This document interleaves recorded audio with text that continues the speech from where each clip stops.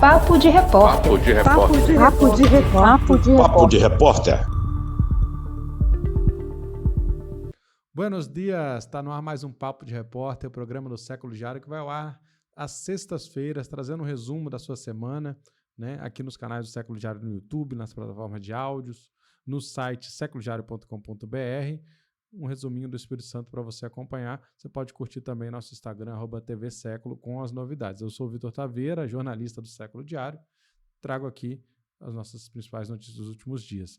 O assunto da semana hoje, novamente, são as eleições em Vitória, com a confirmação da pré-candidatura da deputada estadual Camila Valadão, do PSOL, e também a repercussão dos resultados da última pesquisa eleitoral que foi divulgada nessa semana. No programa a gente ainda tem as dicas culturais no bloco de rolê, e antes vamos para o nosso tradicional giro de notícias. Bem, trazendo as notícias da política, a semana foi com muitas questões aí. Uma das manchetes aí que está no Século Diário diz: quem mais cuida das florestas é a população indígena, repercutindo aí o voto do ministro Dias Toffoli, que contrário ao marco temporal no STF, no Superior Tribunal Federal. O placar fica 5-2 contra o marco temporal e a favor, né, da luta da população indígena do Brasil. Temos também a notícia que extremista residente na Serra, recém-liberado da prisão, volta a atacar o STF. O Marcos Soares Moreira, denominado aí, entre aspas, o Patriota Capixaba, passou 120 dias presos por participar dos ataques de 8 de janeiro, nem por isso, né, saindo da prisão, ele deixou de atacar e pode aí sofrer outras sanções da justiça. Notícia boa: o INCRA realiza força-tarefa para regularização de territórios quilombolas. A meta é concluir ao menos 4 processos esse ano, dos 22 em andamento, segundo a superintendente Penha Lopes, né, falando aqui do Espírito Santo. Outra notícia é que o Estado terá despesa total de 99 bilhões nos próximos 4 anos. O projeto do PPA, o Plano Plurianual, foi apresentado em audiência pública na Assembleia Legislativa para as 10 microrregiões administrativas. Essa reportagem está lá no Século Diário também, quem quiser incluir. Outra novidade da semana, né, é que um projeto de lei inclui Aracruz na Grande Vitória. Esse projeto foi protocolado, né, essa semana, e a proposta vem de uma mobilização da população local, principalmente da insatisfação do transporte público, né, lá em Aracruz, que é um grande problema. Então, essa reportagem também traz um pouco de detalhes desse projeto, dessa proposta, né? Ainda é uma proposta que vai tramitar na Assembleia para que Aracruz faça parte da Grande Vitória, e outros municípios também, né? Tem sido discutido isso. Essas informações estão lá na reportagem. Outra notícia, falando da política, é que os prefeitos da Grande Vitória reforçam a aliança com dirigentes evangélicos. O Lorenzo Pasolini, prefeito de Vitória, o Clério Sampaio de Cariacica e o Wanderson Bueno de Viana foram homenageados pela KDESO, que é aí uma rede que reúne várias denominações, né, várias lideranças das igrejas evangélicas. Tudo isso já faz parte também de movimentações políticas, né, dos próximos capítulos aí das eleições. Outra novidade política, que nem é tão novidade assim, mas é a consolidação do que já vimos falando, né? A vereadora da Serra, que sai do PP e se prepara para disputar a prefeitura pelo PT, né? Fazendo esse giro partidário. A Elcimara Loureiro, que é uma vereadora, né, progressista, recebeu a ata de liberação nessa quarta do PP e tem se destacado, né, no município com esse embate mais de esquerda, mais progressista. Então, a gente esteve com ela, né, no Política ES, quem quiser procurar aí no YouTube, nas plataformas de áudio ou no próprio histórico do Século Diário, tem uma entrevista logo que ela anunciou, né, essa saída, que ela explica também por que ela estava no PP, por que ela está indo no PT e qual que é a pretensão, né, dela, inclusive, de disputar a prefeitura. Outra informação aí da política é que inteligência artificial causará impacto em campanhas já nas próximas eleições. Entrevista aí do Roberto Junquilli com o cientista político Darlan Campos, que acredita que a inteligência artificial amplia o alcance das fake news e que ainda são um grande desafio. Vale a pena conferir, né? Fazer uma leitura aí para entender um pouco mais de como é que todas essas novidades podem afetar, né, e devem afetar as próximas campanhas. Falando aqui nosso giro um pouco das lutas, né, e movimentos sociais, temos a notícia que o Mutirão vai cadastrar casas de religião de matriz africana em Vila Velha A ação que acontece nessa sexta-feira faz parte do projeto Sagrada Ancestralidade e vai resultar num catálogo. Mais informações também no seculodiario.com.br. Outras notícias que temos é que moradores denunciam ação policial violenta em Consolação, bairro de Vitória, né? A comunidade fica ali na chamada região do Território do Bem, e tem relatos de que policiais atiraram próximo a casas em horário de grande movimento no bairro. Outra notícia também é, entre aspas, aí, denuncie sim, mas quando você tiver uma rede de proteção, orienta a promotora. A Márcia Teixeira veio ao Estado para lançar o aplicativo da UFES que cria um espaço de denúncia georreferenciada da violência contra a mulher. Então, são alguns temas importantes. Falando aqui também do nosso canal, né, da TV Século, do YouTube, o podcast do Século Diário, que você pode procurar a gente e curtir lá como Século Diário para acompanhar as novidades. Temos uma entrevista do Século, que é com o tema Poesia Falada, a cena do Islã no Espírito Santo. O Estado vai ter uma competição estadual em outubro, lá no Mucane, dia 1º de outubro, e a gente entrevistou o John Conceito, Marquinhos e João Martins, que falaram sobre a arte e a cena do Islã que mobiliza a juventude, sobretudo a juventude periférica. Um papo muito legal, descontraído, com muita informação, né, dessa galera que vem agitando essa cena tão importante da literatura, da poesia e da cultura no Espírito Santo, que também acontece, né, no Brasil e no mundo. Tivemos também recentemente o Política S, falando de saúde mental nas eleições, entrevista com a Muna Malek, que é a coordenadora de um programa nacional sobre o tema, e ela fala sobre violência política de gênero e sobre a representação das mulheres, né, nos espaços de poder. Vale a pena conferir. E uma que vai ao ar agora, domingo, a partir das 9 horas, é um bate-papo com Os Viarreiro, que são 2 irmãos gêmeos de Aracruz que realizaram várias viagens pelo Brasil, pela América Latina, a bordo de uma Kombi. Eles estão de volta aqui no Espírito Santo com novos planos. Vamos falar um pouco desses planos, também das histórias bem bacanas que eles trazem, né, desses trajetos aí de viagem, de experiências, inclusive muito inusitadas algumas. A entrevista, então, repetindo, ao ar 9 horas, no YouTube do Século Diário, também nas plataformas de áudio, como Spotify, Google Podcast. Curte a gente que você já vai receber as mensagens, né? Curta, aperte o sininho lá para receber as atualizações.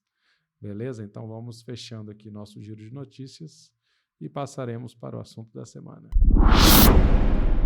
Bem, nessa semana temos 3 questões aí, né, em voga, né, que falam dessa disputa das eleições de Vitória. Uma é: pesquisa mostra indiferença à eleição em Vitória e disputa entre esquerda e direita. Pasolini, atuante no campo da esquerda, e João Costa do PT alcançaram os maiores percentuais.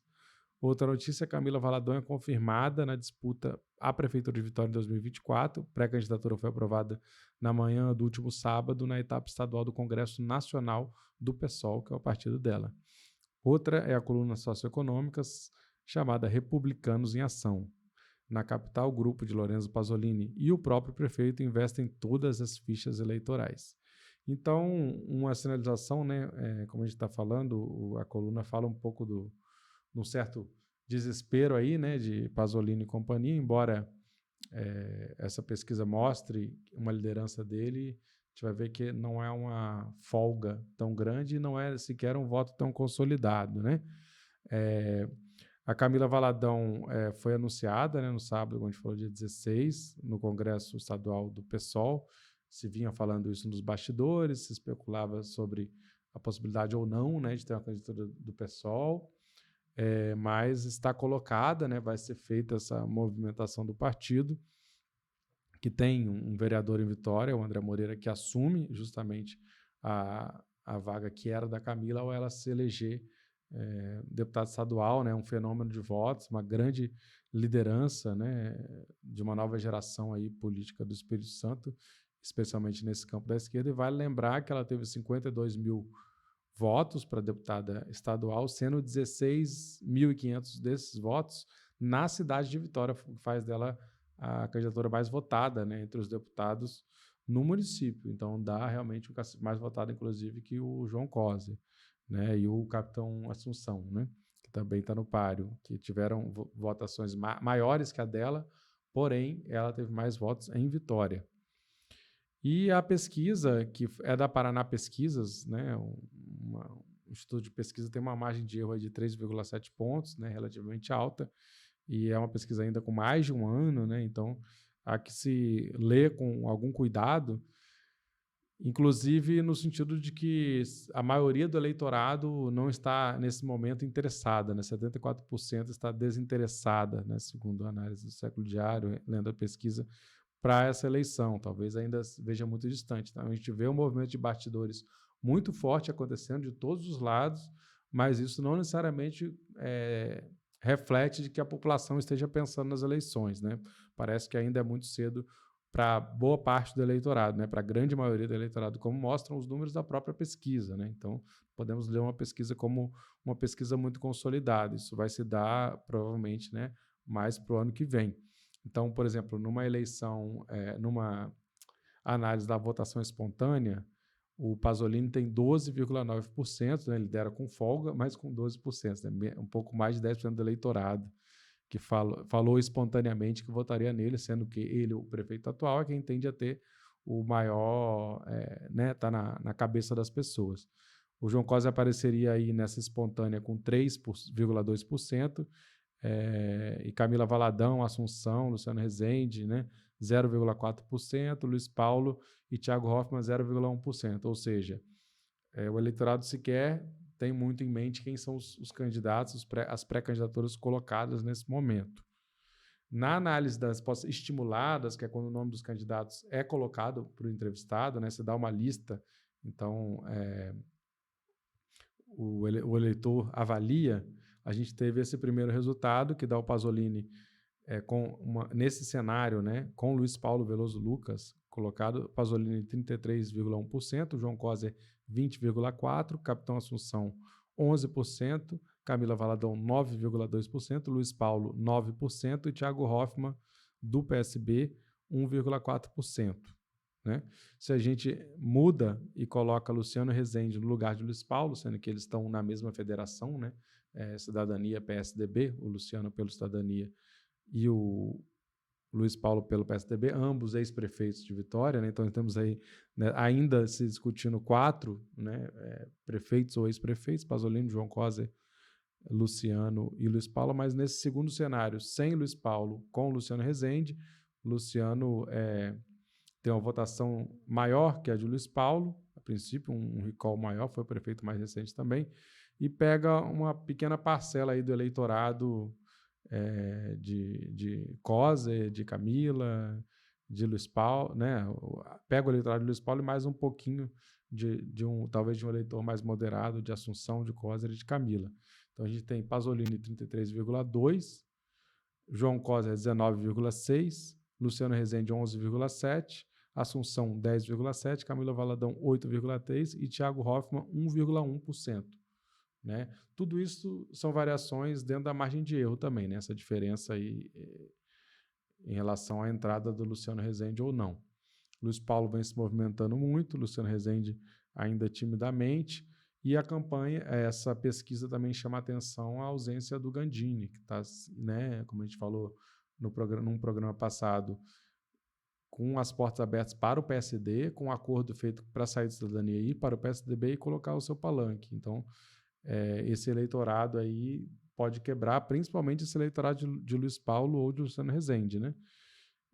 Thiago Hoffmann com 1%, ainda desconhecido, né? De grande parte do eleitorado, está sendo colocado pelo PSB como plataforma do governador Renato Casagrande, mas ele vem dialogando com várias outras candidaturas, se reuniu com o Gandini, se reuniu com o Luiz Paulo, enfim, vem conversando com outras candidaturas, o que dá a entender que possa ser, inclusive, uma barganha aí, né, do governo para ver onde vai encaixar melhor, talvez como uma candidatura do PSB a vice, que poderia não ser, inclusive, o Hoffmann, mas assim, o PSB está medindo forças para analisar o cenário, ver se tem alguma chance do Hoffmann ter um crescimento, né, como uma outra via, mas a princípio, no momento, a disposição do eleitorado sinaliza a polarização, como fala a reportagem do Roberto Junquilho, entre direita e esquerda, né, Pasolini e João Cosi, principalmente. A candidatura de Camila Valadão se mostra com força, né, entre 8% e 9%, embora o Coser tenha aí quase o dobro, ele já tem também essa experiência de ter sido prefeito, uma candidatura que pode ser impulsionada pelo crescimento de Lula também, né? Se Lula, o governo federal parece que vai acertando os ponteiros em Brasília e vai conseguindo superar as grandes dificuldades do primeiro semestre, uma possibilidade de crescimento econômico, de políticas públicas chegando na ponta no ano que vem, isso pode impulsionar. Pasolini tem muitas obras para entregar ainda, né?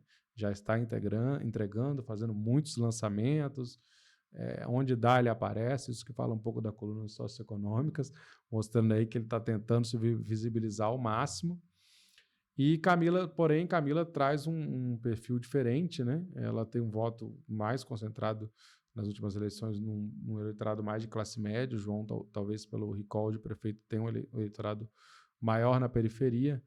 Discute-se a possibilidade de uma aliança PT-PSOL, como vem sendo feito em São Paulo, né? O Guilherme Boulos, do PSOL como candidato e o PT como vice, não se pode descartar aí, talvez, inclusive uma intervenção, né, nacional nessa eleição, porque a candidatura de Coser, como a gente já disse aqui, ela é estratégica para o PT a nível nacional, a nível sudeste, é a candidatura com mais chances que tem no sudeste, já que não vai apoiar, né, o PT vai apoiar o pessoal em São Paulo, Rio de Janeiro tende a caminhar ali talvez com o PMDB e tudo mais, e Minas Gerais também é o cenário que está complicado. Então, o Coser é visto como competitiva, então não se pode descartar, inclusive, que haja pressão nacional para que Camila retire sua candidatura, né, em favor do Coser, já que o PT vai apoiar Guilherme Boulos, né? Estou especulando aqui, mas acho que não podemos considerar. Agora, Camila vem com esse respaldo de ter sido a mais votada no município, quer dizer, não é uma candidatura que pode ser desprezada de forma alguma, vem se visibilizando na Assembleia Legislativa, e ela também tem esse frescor, né? Uma candidatura jovem, ao contrário de Coser, que já é um cara aí com uma trajetória de muitas décadas, com outra linguagem. Camila vem fazendo essas campanhas com força, com renovação, né? Com apoio da juventude, com uma linguagem mais jovem. Porém, tem que ser analisado, né, se as duas candidaturas vão adiante, com o risco de, inclusive, dividirem votos e acabar, né, com nenhuma candidatura de esquerda no segundo turno, né? Então, talvez haja diálogos entre elas também, talvez haja essa conjuntura nacional para a gente analisar, mas a princípio os dois estão no páreo, estão medindo forças, né? E é importante considerar tudo isso. Camila também traz, né, essa força de renovação aí que pode ser importante. Então, a partir de agora, com o nome colocado, pode ser, inclusive, que isso ganhe, cresça, né? A candidatura de Assunção parece consolidada ali dentro daquele bloco bolsonarista, né? Inclusive, é uma reserva de votação para Pasolini no segundo turno, né? É uma votação que quase sua totalidade, porque nunca é totalidade, mas a grande maioria tende a ir para um segundo turno com Pasolini. Então, tem que ficar atento com isso. E essa terceira via que apresenta o Luiz Paulo, Assunção, o próprio Gandini, que não consta na pesquisa, talvez precisamos analisar como é que vai figurar nas próximas, e o Thiago Hoffmann, a princípio, vão estar aí tentando fazer, né, como aconteceu na eleição estadual agora, uma terceira via que vai ter dificuldades, certamente, para se viabilizar nesse cenário, né? Não havendo uma candidatura única de esquerda, a gente teria aí quase um empate técnico, né, entre essa candidatura de esquerda e Pasolini, caso os votos de Camila migrem para João ou de João para Camila, né? Também temos a chance das duas candidaturas serem postas e, no final disso tudo, uma delas, né, o que acontece no movimento final eleitoral, a que estiver na frente acabar absorvendo os votos da outra e uma terminar desidratada. A questão de Camila Valadão também é viabilidade eleitoral. Coser tem dialogado também com vários partidos, né?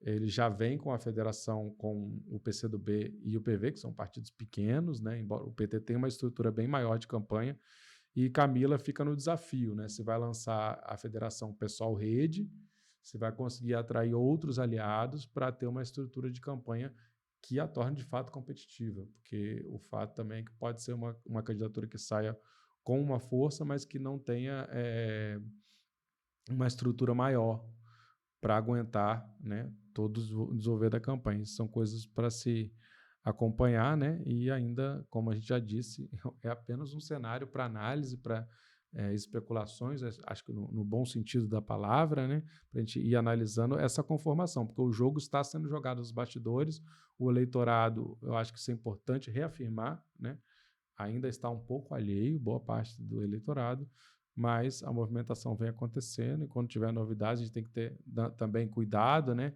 saber que são institutos de pesquisa, né, nem depende da metodologia, depende do olhar que vem sendo feito.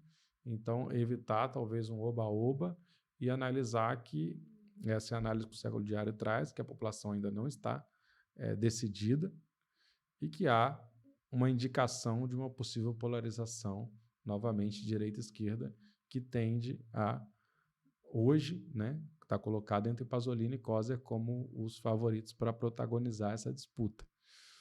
Possivelmente teremos um segundo turno se mantiver essas candidaturas, mas teremos que avaliar ainda. E, claro, a campanha não começou, os ataques não começaram, né? Que também vai ser uma tendência que vai repercutir muito as críticas e os ataques, né? Inclusive, com tantos ex-prefeitos, comparativos e críticas às gestões uns dos outros. E, nesse sentido, Camila e Assunção correm por fora porque não tem, por um lado positivo, não tem que responder, talvez, por certas denúncias de suas gestões, de descaso ou qualquer coisa, mas também não tem algum legado para defender. Então, vamos acompanhar aí as cenas dos próximos capítulos. E a gente segue agora para o nosso De Rolê, com a nossa agenda cultural que está bem repleta. Bem, falando aí, a gente está tendo agora, nessa semana, finalizando, né? Começou segunda-feira, o Festival de Cinema de Vitória, que é o maior evento audiovisual do estado. Temos programação sexta-feira e sábado. Sexta-feira, o Festivalzinho de Cinema às 9 horas. E também às 14 horas no Cine Metrópolis, programação infantil. Temos a mostra Cinemateca é Brasileira, com o clássico Bandido da Luz Vermelha, às 14 horas lá no Sesc Glória. Mostra de Cinema Ambiental, também 14 horas no Sesc Glória, com vários filmes aí. Temos uma programação também especial, a Mostra Competitiva de Curtas, ela acontece 19 horas no Sesc Glória, seguida da Mostra Nacional de Longas, com O Jovem que Desceu do Norte, de Ana Teixeira, documentário, lá de São Paulo. No sábado também temos programação, né? E vou destacar o encerramento, vai ter programação o dia todo, várias sessões. O encerramento vai ser com a sessão especial do filme Loborges, Toda Essa Água, do Rodrigo de Oliveira, né? Capixabas, né? E temos a premiação e encerramento do 30º Festival de Cinema de Vitória, também às 19 horas, junto com a sessão especial. E então, essa programação completa, eu falei só um trecho, tá? festivaldevitória.com.br, para você aproveitar o fim de semana. Temos outras coisas legais aqui, o espetáculo Via Sacra, da companhia Teatro Urgente, vai ser apresentado novamente nessa sexta-feira, dia 22, às 19 horas, na Igreja do Rosário, que fica ali na Prainha, aberto ao público, então 19 horas tem teatro lá na Prainha. Temos também no domingo o lançamento do livro Puta Tem Família, de Thaís Helena Leite. Acontece domingo 24, a partir das 8 horas, no Sebo Ponto de Cultura, que fica na rua Henrique Moscoso, 1862, centro de Vila Velha, próximo ali ao Shopping da Terra, também aberto ao público, então a partir das 8 horas, quem quiser colar, comprar o livro, conhecer a autora, né, conversar, conhecer essa obra ficcional, né, inspirada em fatos reais, uma história muito interessante. Outras atrações aí desse fim de semana é o Palhaçaria com o La Carta Caravan. Vai acontecer sábado, agora em Aracruz. Temos oficina de artes na Praça da Amizade, em Coqueiral de Aracruz, a partir das 14 horas. E às 19 horas tem um espetáculo do grupo La Carta, no mesmo lugar, Praça da Amizade. Aí no domingo, Também temos oficina às 14 horas e o espetáculo na Praça dos Namorados, na Praia do Canto, 19 horas de domingo, quem quiser comparecer para acompanhar o La Carta. E no dia 30/9, que é um sábado também da outra semana, temos atrações em Anchieta, com oficina lá na Escola Maria Luísa Flores, na Rua José Freire, em Maimbá, bairro Maimbá, em Anchieta. 14 horas a oficina, 19 horas o espetáculo. Beleza? Mais uma atração também, o teatro, está bem legal essa programação dos próximos dias. Temos o Mundo Assombrado, da Companhia Nós de Teatro, que vai acontecer lá em Itapimirim, na sexta-feira, né, dia 22, agora, às 19h30. Temos uma oficina de teatro documentário no sábado, também, 19h30, lá em Itapimirim, na Escola Leopoldino Rocha, em Itaoca, aberta ao público também.